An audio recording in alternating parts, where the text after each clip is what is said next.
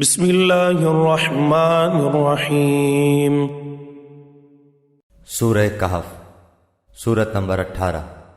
شروع کرتا ہوں اللہ تعالیٰ کے نام سے جو بڑا مہربان نہایت رحم والا ہے۔ الحمد للہ الذی انزل علی عبده الکتاب ولم یجعل له عوجا۔ تمام تعریفیں اسی اللہ کے لیے سزاوار ہیں جس نے اپنے بندے پر یہ قرآن اتارا اور اس میں کوئی کسر باقی نہ چھوڑی۔ قیما لینذر بأسا شدیدا من لدنہ ویبشر المؤمنین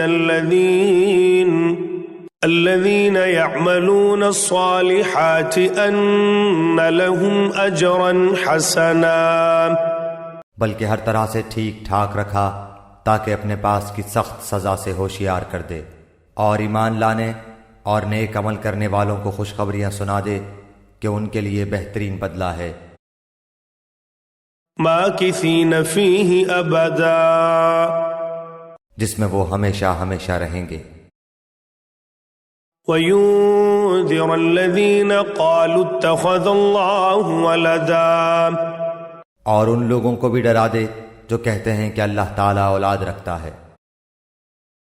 مَا لَهُم بِهِ مِنْ عِلْمٍ وَلَا لِآبَائِهِمْ كَبُرَتْ كَلِمَةً تَخْرُجُ مِنْ أَفْوَاهِهِمْ إِنْ يَقُولُونَ إِلَّا كَذِبًا۔ در حقیقت نہ تو خود انہیں اس کا علم ہے نہ ان کے باپ دادوں کو، یہ تہمت بڑی بری ہے جو ان کے منہ سے نکل رہی ہے، وہ نرا جھوٹ بک رہے ہیں۔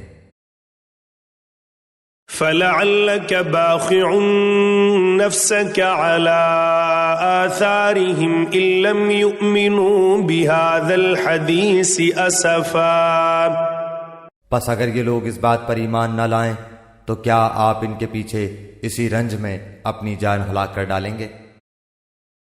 إِنَّا جَعَلْنَا مَا عَلَى الْأَرْضِ زِينَةً لَهَا لِنَبْلُوَهُمْ أَيُّهُمْ أَحْسَنُ عَمَلًا، روئے زمین پر جو کچھ ہے ہم نے اسے زمین کی رونق کا باعث بنایا ہے کہ ہم انہیں آزما لیں کہ ان میں سے کون نیک اعمال والا ہے۔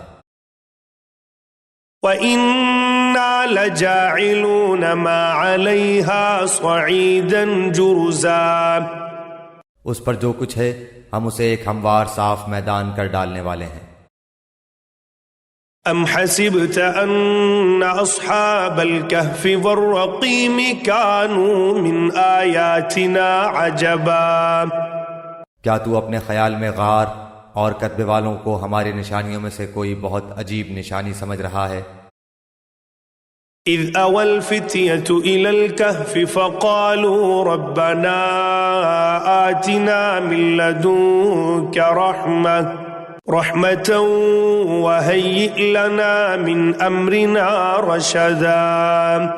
ان چند نوجوانوں نے جب غار میں پناہ لی تو دعا کی کہ اے ہمارے پروردگار، ہمیں اپنے پاس سے رحمت عطا فرما اور ہمارے کام میں ہمارے لیے راہیابی کو آسان کر دے۔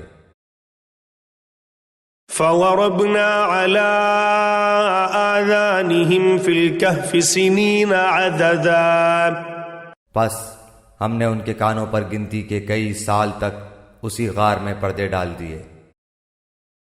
ثُمَّ بَعَثْنَاهُمْ لِنَعْلَمَ أَيُّ الْحِزْبَيْنِ أَحْصَىٰ لِمَا لَبِثُوا أَمَدًا، پھر ہم نے انہیں اٹھا کھڑا کیا کہ ہم یہ معلوم کر لیں کہ دونوں گروہ میں سے اس انتہائی مدت کو جو انہوں نے گزاری کس نے زیادہ یاد رکھی ہے۔